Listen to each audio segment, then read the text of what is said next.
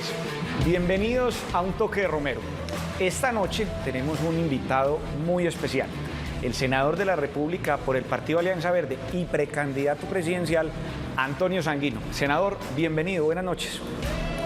Muy buenas noches, un placer estar aquí con ustedes y por supuesto un placer poder saludar a todos los que nos ven y nos escuchan a esta hora. Senador, entremos en materia. Usted nació en Ocaña, norte de Santander. Su niñez la vivió en Valledupar, estudió en Bucaramanga, fue concejal de Bogotá. Usted ha recorrido bastante el país. Pero de todas estas ciudades, ¿de cuál se siente más hijo? Difícil pregunta, porque yo realmente, digamos, el corazón, por supuesto, lo tengo repartido entre Valledupar y Ocaña, que son los lugares en donde nací, crecí, de donde son mis ancestros, pero a Bucaramanga le tengo enorme gratitud porque allí pasé una parte de mis mejores años y allí me formé también sociológicamente, soy sociólogo, soy medio historiador. Y Bogotá, pues los que vivimos en Bogotá, yo estoy viviendo en Bogotá desde 1990, pues nos sentimos muy identificados y muy compenetrados con esta ciudad, que es la ciudad de todos los colombianos. Así que me has hecho una pregunta difícil de responder, así que tengo un poco el corazón repartido en estas ciudades.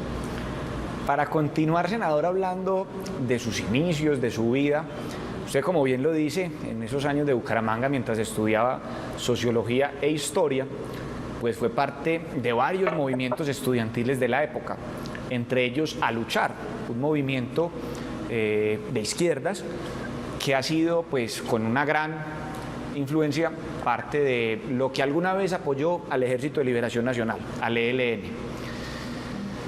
Hoy, cuando el país busca un proceso de paz con esa guerrilla, ¿usted por qué cree que las guerrillas en Colombia tomaron un camino tan distante al del resto del continente? Bueno, por las circunstancias propias de la sociedad colombiana. Nosotros tenemos una democracia, la más antigua del continente, que al mismo tiempo está acompañado de un fenómeno o de unos periodos de violencia política generalizados y una recurrente apelación a la violencia como forma de acción política o a la violencia para perseguir al opositor político. Quizás en otros países el hecho de que hubiesen vivido periodos de dictadura, de interrupción de la democracia, hizo que luego el retorno a la democracia se hiciera desestimando las formas de violencia que caracterizaron esas épocas o esos periodos y esos regímenes dictatoriales. Y quizás en Colombia, por esa paradoja nuestra de combinatoria de democracia formal con violencia política, ha hecho que las guerrillas subsistan, además pues, de un telón de fondo de desigualdades sociales y territoriales tan grandes. El estudioso y el académico Francisco Gutiérrez Sanín, retomando una vieja frase de Darío Echandía, decía que la democracia colombiana es algo así como un orangután con sacoleva. Y yo creo que eso explica de buena manera o de manera muy aproximada a la realidad este fenómeno de violencia política que aún subsiste en Colombia. Ya usted, como dice, en Bogotá desde el 90, usted fue concejal de la ciudad por allá en el 2007, avalado por el Polo Democrático Alternativo. Pero en el 2009 pasa al partido donde está hoy, a la Alianza Verde. ¿Por qué tomó la decisión de salir del Polo hacia la Alianza Verde? Porque el Polo vivió una crisis muy dura y a mí me tocó estar en el corazón de esa crisis, que fue el periodo de Samuel Moreno Rojas, que se conoció en el país como el periodo pues, de un hecho de corrupción sin precedentes en la ciudad. Yo, junto con otros concejales y otro colega del Polo Democrático, el doctor Carlos Vicente de Rú, tomamos la decisión de ayudar a denunciar y a desnudar ese fenómeno de violencia. Y en el polo no hubo la posibilidad de que se reconociera que había un fenómeno, una crisis grave de corrupción que estaba comprometiendo al gobierno del polo y al alcalde del polo. Y el partido, digamos, no quiso tomar decisiones como las que nosotros estábamos reclamando, decisiones radicales de distanciamiento y de crítica al alcalde en su momento y a los hechos de corrupción que se estaban presentando en aquel entonces. Y yo por eso, junto con Lucho Garzón y otros dirigentes del polo, decidimos más bien retirarnos y buscar opciones desde, digamos, alternativas políticas distintas a las tradicionales para encontrar un espacio que le diera cabida al ejercicio político que veníamos adelantando desde el Consejo de la Ciudad de Bogotá, y por eso terminamos haciendo parte de una suerte de fundación del Partido Verde en aquel entonces, junto con Antanas Mockus, con Lucho Garzón y con otros dirigentes que convergimos en esta experiencia de la Alianza Verde. El Polo Democrático, senador, nació para ser ese partido que cobijara, si no a toda, la gran parte de la izquierda en Colombia.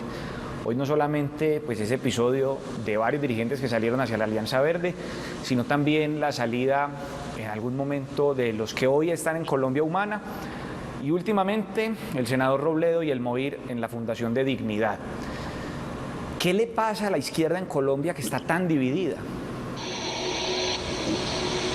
Pues es lo que le pasa a las izquierdas en todo el mundo. Por ahí decía alguien que mientras la derecha se divide por los negocios, la izquierda se divide por las ideas. Por eso en Europa se habla no de la izquierda, sino de las izquierdas. Y en general en toda América Latina la izquierda tiene diversas expresiones, desde la izquierda más doctrinaria, más dura, hasta una izquierda más rosada, más blanda, más socialdemócrata. Eso ocurre, por ejemplo, en Uruguay, en donde el Frente Amplio reúne a 17 organizaciones de izquierda distintas. O también ocurre en Chile, o ocurre en Argentina, y ocurre incluso en España, en donde, por ejemplo, había un partido de izquierdas como el Partido Socialista Obrero Español, pero luego, o al mismo tiempo, han aparecido expresiones de izquierdas territoriales o autonómicas en los ayuntamientos o en las regiones en España, o el surgimiento más recientemente del fenómeno de Podemos. Hoy el gobierno español es un gobierno de coalición de izquierdas. Así que, digamos, esto que nos ocurre aquí en Colombia es característico de las izquierdas en el mundo. Pero el problema que tenemos en Colombia es que tenemos a veces dificultades. Hemos tenido momentos de unidad, como ocurrió en su momento en la primera etapa del Polo Democrático, pero por lo general tenemos una enorme dificultad para unirnos, para juntarnos, para converger, para construir alianzas. Quizás debe ser por lo que Simón Bolívar decía en relación con los colombianos, es que cada colombiano, decía Bolívar, es una república. Y entonces también hay una tradición, digamos, de fragmentación de la política colombiana que sobre todo hace presencia con mayor, digamos, con mayor agudeza en el mundo de las izquierdas.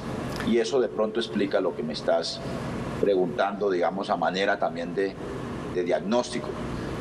Muy bien. Ya miramos bastante por el retrovisor, así que le propongo que miremos hacia el futuro, hacia el 2022. Usted, como decíamos al principio de la entrevista, es precandidato presidencial por la Alianza Verde. ¿Cuáles son sus grandes apuestas para hacerse con la presidencia? Pero no me responda ya. Vamos a una breve pausa para unos mensajes institucionales y ya volvemos aquí en Un Toque de Romero.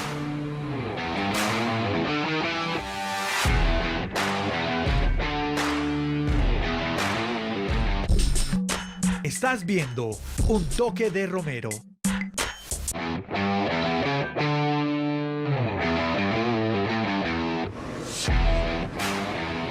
¿Qué hubo, pues? Acá seguimos en Un Toque de Romero con el senador y precandidato presidencial Antonio Sanguino. Antes de la pausa le preguntamos cuáles son sus grandes apuestas para llegar a la presidencia en el 2022. Senador, ¿cómo piensa usted llegar a la Casa de Nariño? Bueno, este es un camino pues bastante complejo, ¿no? Y además bastante largo, porque el expresidente y ex senador Álvaro Uribe dijo, ojo con el 22. Y todos, pues más o menos hemos entendido que hay que tener mucho ojo con el 22, sobre todo, ojo con la pretensión de la fuerza que representa Uribe, del uribismo, y de la alianza que está queriendo construir para mantenerse en el poder, por los riesgos que eso implica. Yo creo que, digamos, el partido Alianza Verde tiene que seleccionar un candidato, y el candidato de la Alianza Verde pues tiene que salir a construir también una gran coalición alternativa e independiente, una coalición que le ofrezca una alternativa distinta a los colombianos, una alternativa distinta a la que le ofrece el continuismo del uribismo en el poder. Y yo particularmente pienso que un gobierno de coalición alternativa debe promover y debe convocar a un pacto ecológico y social de los colombianos. Un pacto que permita recuperar la economía. Esta economía va a quedar seriamente lastimada por cuenta de la pandemia, no solo la colombiana, también la economía mundial. Pero tenemos que construir una ruta para reconstruir la economía. 140.000 empresas quebradas, niveles de desempleo que están casi al 30%, en el 30%, niveles de pobreza que ya están por encima del 52%, y eso implica que el pacto ecológico y social nos conduzca a reconstruir una política social que nos ayude a recuperarnos también de los estragos sociales de la pandemia y de los problemas sociales que ya traíamos desde antes de la pandemia. También un pacto para consolidar la paz, para recuperar, digamos, los avances y las promesas que traía el acuerdo de paz, pero avanzando hacia una paz completa y una paz también en clave de seguridad ciudadana por los fenómenos de violencia que se han recrudecido en estos 2-3 años últimos. Y finalmente un pacto para enfrentar el cambio climático. Por eso se propone o proponemos que sea un pacto ecológico y social. Es decir, necesitamos un candidato del Verde para construir una coalición que permita un gobierno de coalición democrática para Colombia, defendiendo la Constitución del 91 y evitando que el país vaya a transitar hacia un régimen autoritario o dictatorial, que es la gran amenaza del 22, que significaría el triunfo del proyecto de extrema derecha que representa el uribismo. Ahorita cuando hablábamos de las izquierdas, usted mencionaba la facilidad en, pues, más bien, que es una cosa natural esas divisiones entre la izquierda. Pero para esa alianza que usted propone hay nombres tan distantes como los de Jorge Robledo y Sergio Fajardo, como usted, Gustavo Petro, Camilo Romero, Iván Marulanda, Juan Manuel Galán, incluso Roy Barreras. ¿Cómo se logra hacer una alianza con estos personajes? ¿Usted la ve posible? Pues eso está inventado en el mundo. Digamos, un mecanismo es por supuesto el de acordar unas bases o unos elementos, unos mínimos programáticos. Hay que saber con qué agenda queremos gobernar a Colombia. En segundo lugar, hay que encontrar un mecanismo para seleccionar un candidato o un acuerdo alrededor de una fórmula presidencial. El mecanismo es el de la consulta popular. Es el mejor mecanismo, además, porque permite que la ciudadanía sea el que señale cuál es el tipo de liderazgo que considera más viable, que considera más se aproxima a las condiciones del país y a las expectativas de la ciudadanía. Eso es lo que hacen los países, los partidos en los países democráticos. Lo acaba de hacer el Partido Demócrata en Estados Unidos, pero en general lo hacen los partidos que acuden a las primarias o a las consultas para seleccionar sus candidatos. Ahora bien, en la realidad de la Colombia de hoy resulta muy difícil agrupar a todos estos precandidatos y todo este espectro en un solo candidato antes de la primera vuelta. Sí. Digamos, hoy lo más probable es que hayan dos grandes coaliciones de esta orilla de la política colombiana. Una coalición, digamos, más de centro, en donde está Fajardo, Juan Fernando Cristo, Roy Barrera, Juan Manuel Galán, el Partido Verde, etcétera, etcétera. Y una coalición un poco más hacia la izquierda, en la que está el Polo Democrático, Gustavo Petro, Francia Márquez y otros. Ahora, lo que sí tenemos que acordar... ¿Cómo dices? ¿En cuál de las dos está usted? No, en la del Verde. Yo soy precandidato de la Alianza Verde, y la Alianza Verde tendrá que elegir un candidato, y ese candidato tendrá que ir a una consulta o a una para una coalición o a una coalición que hace uso de la consulta para elegir un candidato de ese espectro de fuerzas políticas, y allí voy a estar yo. Si yo soy el candidato del Verde, pues estaré en esa coalición y en esa consulta. Pero lo que sí tenemos que acordar, porque para eso son los sistemas de doble vuelta presidencial, es que en la segunda vuelta presidencial estemos respaldando al que pase de esta orilla alternativa e independiente a la segunda vuelta presidencial para enfrentar al candidato de la otra orilla, o de la derecha o de la extrema derecha política en Colombia. Es decir, queda prohibido ir a ver ballenas. No es permisible, ir a ver ballenas, asumir una actitud, digamos, de aislamiento o una actitud de indiferencia respecto a lo que está por decidirse en el 2022, y todos debemos comprometernos a respaldar a quien pase a segunda vuelta. Senador, muchos le huyen a esa consulta popular con la excusa de que por ahí se pueden colar otros a votar. El caso de Noemí Sanín en el 2010, que tuvo más votos en la consulta del Partido Conservador que en la primera vuelta. En los últimos días del 2020, en el Congreso de la República, se debatió el Código Electoral. ¿Cómo se puede proteger el mecanismo de consulta popular para que no sea viciado y elegir, digámoslo a carta cabal, el candidato más vencible? Pues mire, en el 22 va a ocurrir que todo el mundo va a hacer consulta. El uribismo va a hacer una consulta presidencial para poder agrupar todo lo que quiere agrupar Uribe. La centroizquierda o los sectores más de centro y más de centroizquierda harán una consulta para elegir su candidato. Y lo propio va a hacer también los sectores más de izquierda. Es decir, todos vamos a estar en consulta, y que no esté en consulta pierde. Así que, digamos, si todos estamos en consulta en las elecciones de marzo, va a ser muy difícil que exista el riesgo, digamos, de una intromisión indebida del votante o de un partido o unos sectores políticos en la consulta de otros. Pero además, porque si la consulta ocurre el día de las elecciones parlamentarias, nadie va a ser tan tonto como, por ejemplo, correr el riesgo de llamar a votar para su lista al Congreso de la República y al mismo tiempo decirle a ese votante que participe o que vote en la consulta de su contendor. Eso sería, digamos, arriesgarse a que su votación termine favoreciendo también las listas al Congreso de su contrincante.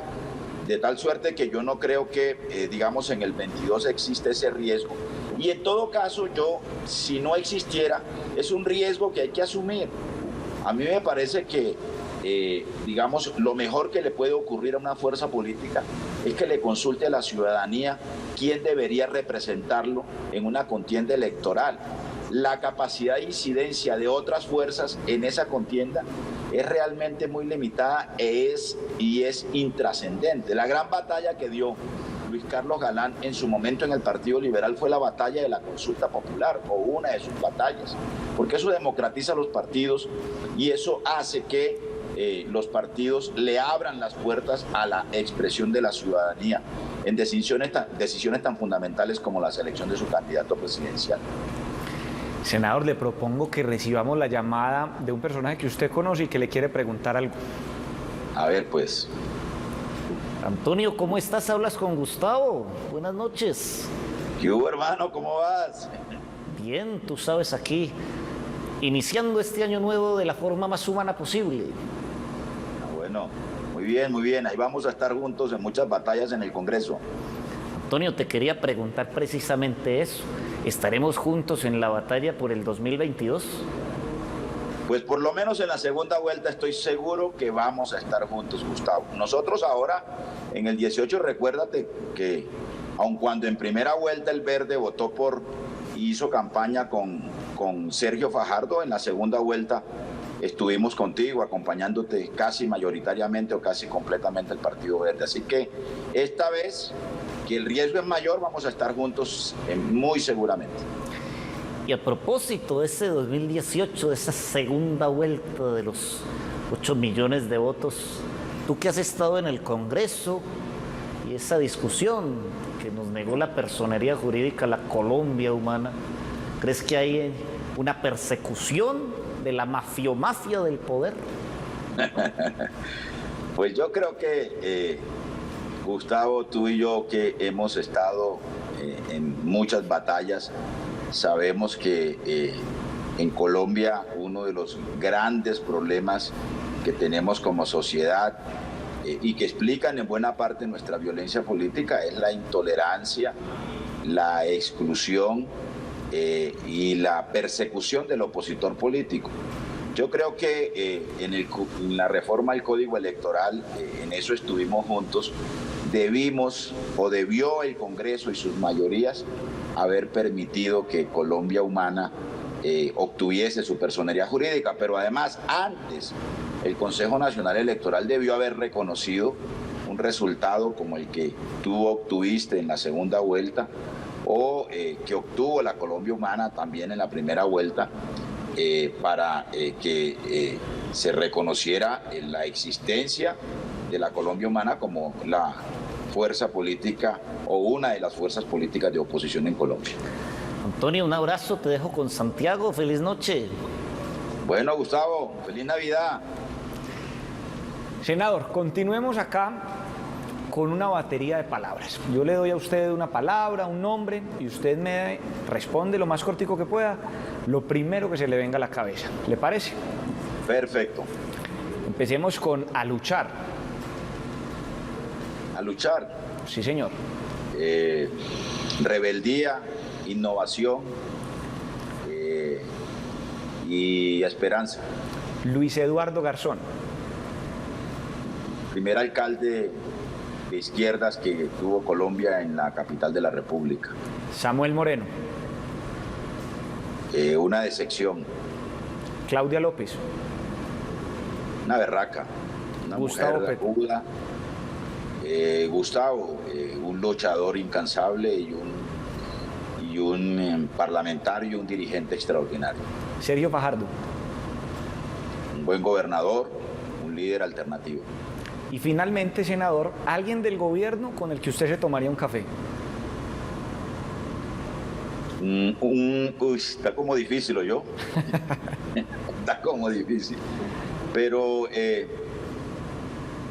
a ver, creo que, digamos, el que estuvo en el gobierno con el que me hubiese podido tomar un café por su formación académica y por su trayectoria y su compromiso con los temas ambientales era con el exministro de Ambiente, que ya desafortunadamente no está en el equipo del gobierno. Senador, muchísimas gracias por aceptar la invitación. A ustedes muy amables, un abrazo, feliz Navidad para toda la gente de Medellín y de Antioquia.